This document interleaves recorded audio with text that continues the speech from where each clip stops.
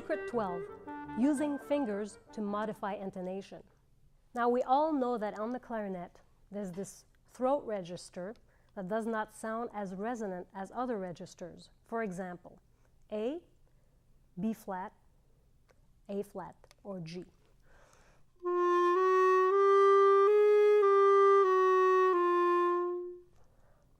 Now, one of the reasons that this register is not very deep sounding or dark sounding is because when I press on the keys, of course, it opens holes.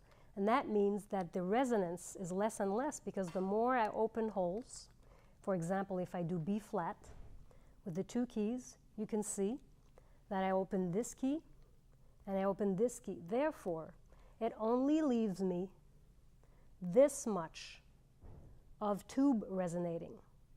And this will not help into darkening the sound. So what I want to do is I want to add fingers to lengthen the tube on the clarinet. For example, if I play A natural,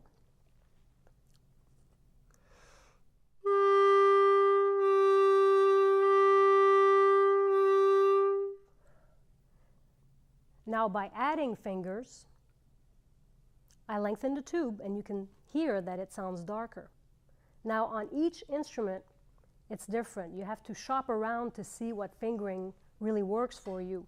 I note that the second finger and the third finger on the left hand and the second finger and the third finger on the right hand works very well for A and B flat.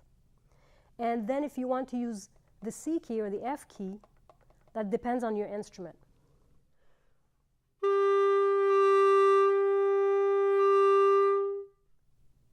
You can hear that on my instrument, it's imperative that I use this C or F key for the A natural. Now, two other things you want to make sure when you play these throat notes is not only you add fingers to make the sound more resonant, and of course that flattens the pitch, which is a good thing. The second thing you want to think about is to lower your tongue a little bit. So you lower your tongue, and then the third thing is that you direct your air very much in the center and a little bit more fast than you would other registers. Therefore, I will play, for example, a B flat, which is theoretically the worst note on the instrument. I'll play the B flat without any fingers and without the lowering of the tongue and the direction of the air. And what I'll do right after is to add those three elements.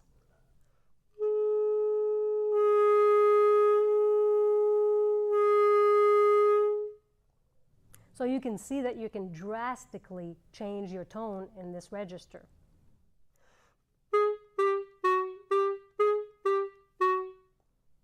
Now for A flat, for example, and notice that using the A flat, E flat key can drastically improve the tone.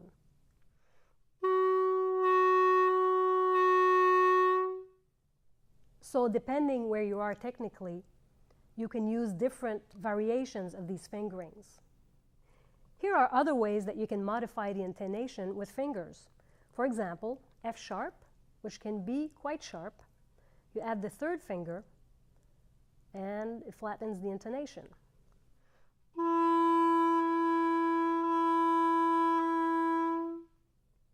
And another example of a sharp note is low A.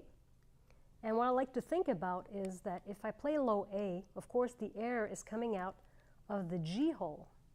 And I like to think of visualizing the air coming out of the hole and my finger bending the tube of air coming out of the hole. Rather than interrupting the flow of air by putting my finger too close to the ring, what I like to do is to do an angle with my finger, like this, so that I don't modify the sound. I just want to modify the intonation.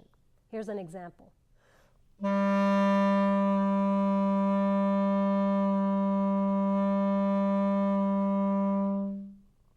Another note that can be quite sharp is, for example, B, low B. Now, one way to drastically lower the intonation, that's very helpful when you start a phrase, especially in the piano dynamic, or you end a phrase on a B. So I like to play it forked, and then I simply put my middle finger over the ring, like so. I don't really block it, I just put it over, and then you will see as I will play it what it does to the intonation.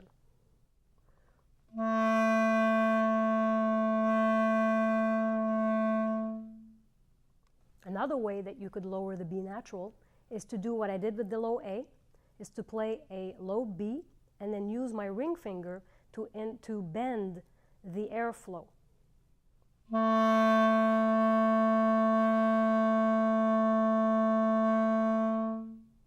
Now, of course, you can do all kinds of variations of these principles. For example, when you play F sharp, you could simply put a half hole with your third finger or make up fingerings of your own.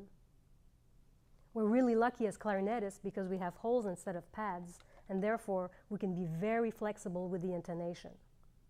So that is secret 12, using fingers to modify intonation.